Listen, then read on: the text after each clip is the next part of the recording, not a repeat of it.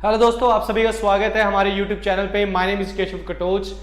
जैसे कि आप जानते हैं कि हिमाचल में सिर्फ एक एग्जाम है जिसका वेट जो है बच्चे काफ़ी देर से कर रहे हैं। आप लोग कर रहे हैं इसका वेट। एनटी का एग्जाम आ गया है जिसका वेट कर रहे थे बच्चे। उसके बाद सब इंस्पेक्टर का पेपर है, उसका भी बच्चे वेट कर रहे थे, उसकी भी नोटिफिकेशन आ गई है। सिर्फ एक एग्जाम है जो कि बचा है, जो कि काफ़ी सालों से जो है वो अभी तक नहीं हुआ है। That is HP allied services, subordinate allied services का एग्जाम जो है। और ये माना जा रहा है कि ये एग्जाम जो है आपका आफ्टर द इलेक्शन या फिर अगले साल 2023 में इसकी नोटिफिकेशन जरूर आएगी। ये वीडियो में हम डिस्कस करेंगे कि क्या एग्जाम पैटर्न होगा और क्या सिलेबस होगा और आपको किस तरीके से इसकी तैयारी करनी है। क्योंकि अभी तक जो एग्जाम्स आप दे रहे हो, चाहे आप HAS का एग्जाम दे रहे हो, चाहे आप नायब तहसीलदार का एग्जाम दे रहे हो, तो उसी के साथ ये थोड़ा सा क्या करता है, रिलेट करता है। तो आज इस वीडियो में हम इसी के बारे में जो है वो डिस्कस करेंगे। तो चलिए बढ़ते हैं हमारे वीडियो की ओर।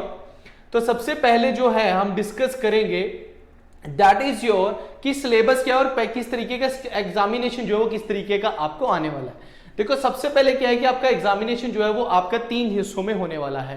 पहला आपका स्क्रीनिंग होगा, दूसरा उसके बाद आपका मेंस एग्जामिनेशन होगा और उसके बाद आपका इंटरव्यू होगा और उसी के बेस पे आपकी मेरिट बनेगी। अब पहला पेपर जो है वो ऑब्जेक्टिव टाइप स्क्रीनिंग टेस्ट आपको होगा। ऑब्जेक्टिव मतलब आपको ऑप्शंस दिए जाएंगे जिस तरीके के आप पेपर सभी के देते हो। जैसे आप नायब तहसीलदार का प्रीलिम्स देते हैं, उसी तरीके से आप HAS का देखते हैं, बट दोनों में मार्क्स का डिफरेंस जरूर होता है क्योंकि यहां पे आपको 200 क्वेश्चंस देखने को मिलेंगे। कितने क्वेश्चंस? 200 क्वेश्चंस आपको देखने के लिए मिलेंगे और 200 क्वेश्चन में मतलब एक क्वेश्चन 1 मार्क्स का ही होगा। यहाँ पे ऐसा नहीं है आपका जैसे HAS में होता है, प्रीलिम्स में आपके 100 क्वेश्चन होते हैं और 2 मार्क्स का 1 क्वेश्चन होता है, ऐसा नहीं है। और 1 मार्क ईच होगा, इसमें मल्टीपल चॉइस आंसर्स आपको देने पड़ेंगे, ठीक है। और जो बच्चे इसको क्वालिफाई करेंगे वो मेंस एग्जामिनेशन के लिए जाएंगे। बट ध्यान में रखना है कि आपका ये जो मार्क्स ऑब्टेन्ड आप करोगे स्क्रीन टेस्ट में वो आपके आगे नहीं जुड़ेंगे। नॉट बी काउंटेड लिखा है, मतलब कि आपके सिर्फ मेंस के और इंटरव्यू के मार्क्स जो है वो आपके जुड़ेंगे इसमें। अब नंबर ऑफ कैंडिडेट्स उन्होंने बोला कि मेंस एग्जामिनेशन में क्या होंगे, 20 टाइम्स ऑफ द पोस्ट। मतलब आप अगर सपोज करो कि आपकी कोई पोस्ट 10 है तो उसको आप 20 के साथ जब इंटू करोगे उतने आपके मेंस एग्जामिनेशन के लिए होंगे। तो मतलब आपके उसी बेस पे मेरिट जो है वो बनेगी। तो candidates have been declared qualified in the screening test will be entitled to admission to the mains written examination, जो कि आपका 3 हिस्सों में होगा। मतलब मेंस में भी आपके 3 पेपर होने वाले हैं, ठीक है। और आपको तीनों के तीनों को क्या करना है, पास करना है। और further that marks obtained by the candidate in the mains examination would be determine their final ranking. मतलब इंटरव्यू के मार्क्स और मेंस के एग्जाम के जो आपके मार्क्स हैं वही आपके एज ए क्या होगा, आपकी मेरिट जो बनेगी, सिलेक्शन जो है वो आपकी उसी से होगी।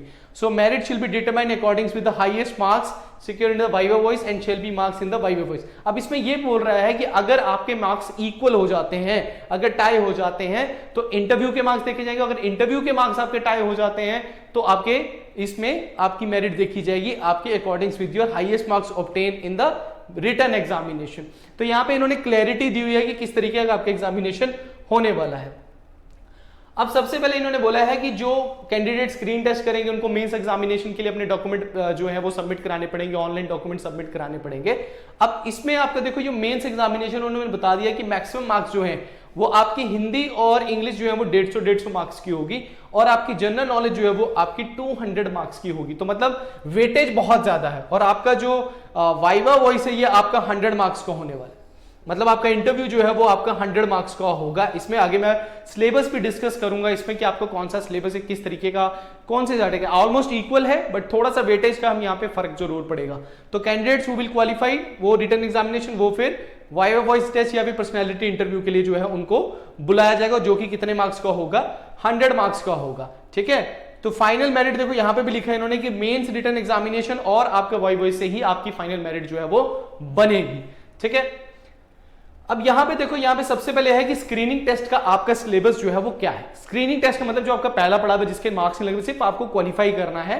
तो सबसे पहले देखो सेम चीज आपकी आएगी। यहां पे देखो पहली चीज क्या है कि यहां पे स्कोर चेंज है। बाकी अगर आप सिलेबस देखोगे तो नायब तहसीलदार के सिलेबस के साथ मिक्स है।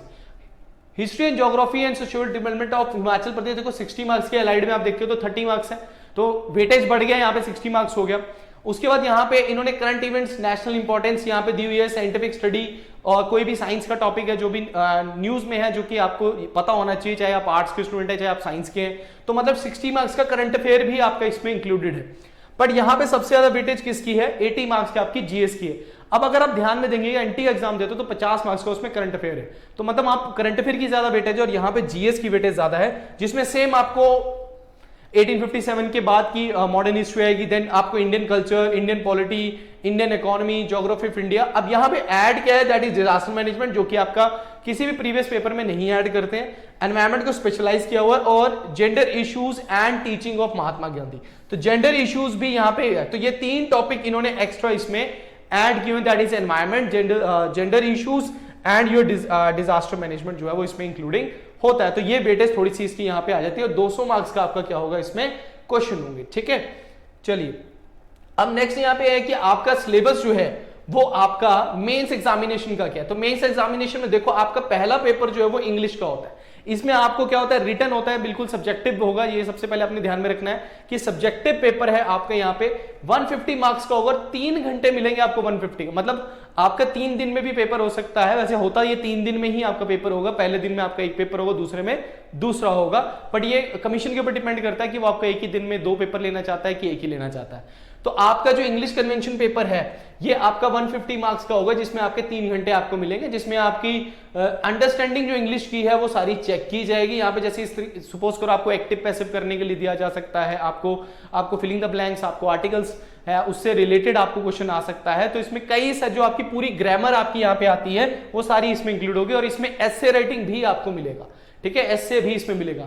और सेम चीज आपको हिंदी में मिलेगी, 150 मार्क्स का होगा, 3 घंटे आपको मिलेंगे, जिसमें आपको इंग्लिश पैसेज को हिंदी में कन्वर्ट करने को मिलेगा, आपको इडियम फ्रेसेस आपको मिलेंगे, आपको प्रोस एंड पोएट्री भी मिलेगी जिसको आपने हिंदी में कन्वर्ट करना है, और आपको एस्से भी इसमें देखने को मिलेगा। और उसके बाद जनरल नॉलेज सेम सिलेबस आपको मिलेगा, इंक्लूडिंग योर एचपीजी के और including your that is your main GS. तो उसमें आपको 3 आवर्स मिलेंगे और 200 मार्क्स का आपका होगा। इसमें आपके डिफरेंट 4 मार्क्स का, 8 मार्क्स का क्वेश्चन जो होते हैं, ये आपको 2 मार्क्स के क्वेश्चन जो होते हैं ये आपको मिलेंगे देखने को। So history, geography and socio economic development जो हिमाचल प्रदेश, और नॉलेज जो बिल्कुल क्लियर आपकी 1857 जो भी हमने पढ़ा है, जितना हमने प्रीलिम्स में पढ़ा उस सारे को आप यहाँ पे ऐड कर दीजिए, इंक्लूडिंग एचपीजी के, इंक्लूडिंग जीएस, वो आपको यहाँ पे पूछ रहा है। तो यहाँ पे क्या है कि आपको जो भी चीज आप पढ़ रहे हो उसको मेंस पॉइंट ऑफ व्यू से पढ़िए। अब मेंस पॉइंट ऑफ व्यू का मतलब है, अगर आप सपोज करिए कि अगर आप subsidiary lines of modern history का पढ़ रहे हैं जो लॉर्ड वेल्जली लेकर आए थे, तो आपको पता होना चाहिए कि सब्सिडरी लाइंस क्या क्या उसके पॉइंट्स हैं। अगर आपको इसमें लॉर्ड डलहौजी के बारे में पूछते हैं तो वो भी आपको पता होना चाहिए कि किसके टाइम पे क्या हुआ। ये आपसे पूछते हैं बाल गंगाधर तिलक के बारे में बोलिए, तो उसके बारे में आपको बोल सकते हैं। ये आपसे पूछ सकता है तराई रीजन को एक्सप्लेन कीजिए, जैसे पिछली बार एलाइड में क्वेश्चन था मेंस में कि तराई रीजन को एक्सप्लेन कीजिए, तो वहां पे आपको पता होना चाहिए जो चीज आप पढ़ते हैं वो आपको बस एक्सप्लेन करनी है यहाँ पे अपने शब्दों में। और 100 मार्क्स का आपका जो होगा वो वाइवा, इसमें जो है वो आपका इंटरव्यू जो है वो इसमें होगा। तो इसमें जो आपका वाइवा है, commission who will have before them a record of his career, candidate will be interviewed by the commission who will have the before them a record of his career, he will be asked questions in matters of general interest, object of interview is to be assess the personal suitability of the candidate for the services and post। तो मतलब उन्होंने ये बताया कि किस तरीके का आपका इंटरव्यू भी इसमें होगा।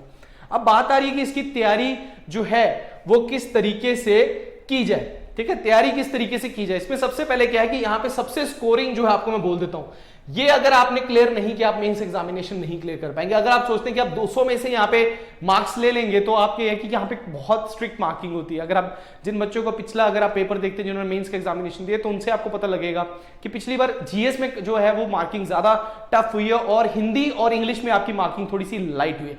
तो अगर आप हिंदी और इंग्लिश में, क्योंकि लास्ट टाइम आपकी मेंस की कट ऑफ जो है वो 226 गई थी, 226 आप टोटल पेपर को देख लो, 500 में से 226 आपकी जो है वो कट ऑफ गई थी इसकी। तो आप लगा लीजिए कि कितना टाइट मार्किंग इसमें किया होगा। तो आप जीएस को तो एक तरीके से पढ़ रहे हैं, बट इन दोनों चीजों को एज ए अभी से पढ़ना शुरू कर दीजिए। इंग्लिश और हिंदी को डेली पढ़िए, ठीक है, और जीएस तो आप जैसे एज रेगुलर जो हो रहे हैं वैसे पढ़ रहे हैं। तो अभी के लिए जैसे नोटिफिकेशन अभी आएगा तो आपको पहले से ही तैयारी करनी है। अगर आप एनटी की तैयारी कर रहे हैं और एनटी की तैयारी के साथ अगर आप एलाइड की तैयारी कर रहे हैं तो दोनों में कोई ज्यादा फर्क नहीं है। आपको 2-3 चीजें एक्स्ट्रा पढ़नी, बाकी आपका सिलेबस पूरा का पूरा सेम है। तो अभी एनटी मैं तो यही विश करूंगा कि आपका एनटी क्लियर हो और उसके बाद आप तैयारी अगर मेंस की कर रहे हैं तो इसकी भी तैयारी और उसकी तैयारी दोनों की सेम होगी। तो आपको आज से ही बैठना है, आज से ही तैयारी शुरू करनी है और आपको पेन कॉपी लेकर सब्जेक्टिव तौर पे आपको हर टॉपिक पे एक तरीके से बनाना है कि इस टॉपिक पे क्या क्वेश्चंस हो सकते हैं। उसके लिए सबसे इंपॉर्टेंट क्या होता है कि आपको प्रीवियस ईयर क्वेश्चंस को उठाना है। अगर आप प्रीवियस ईयर क्वेश्चंस नहीं उठाते हैं तो बहुत बड़ी गलती करते हैं। प्रीवियस ईयर क्वेश्चन से आपको क्या होता है, एक आइडिया होता है, जो आपको एक डाउट प्लेयर आपके मन में आता है कि यार किस तरीके का पेपर आएगा, कितने लेवल का आएगा, कितना डीप आएगा। आप एचएएस के पुराने पेपर भी उठा के देख सकते हो, उससे भी आपको आइडिया हो जाएगा कि किस तरीके का आपका पेपर जो है वो आने वाला है। ठीक है, तो आज से आपने तैयारी शुरू करनी है और चैनल को लाइक और सब्सक्राइब क्यों करना है, क्योंकि हम आपकी पूरी हेल्प करेंगे इस पेपर को क्लियर करने के लिए। तो तब तक के लिए thank you very much and all the best.